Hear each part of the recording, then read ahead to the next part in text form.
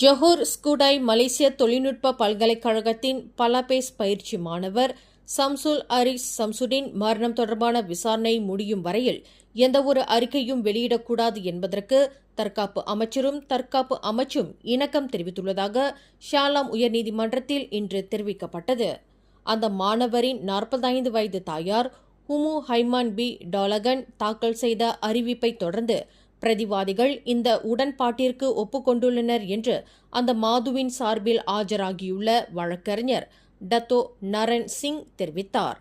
பிரதிவாதிகள் சார்பில் ஆஜராகியுள்ள கூட்டரசு முதிர்நிலை வழக்கறிஞர் ரோசிசா சீடேக் வழங்கிய அந்த உடன்பாட்டிற்கான நகல் கடிதத்தை தாங்கள் பெற்றுள்ளதாக நரன் சிங் குறிப்பிட்டார்.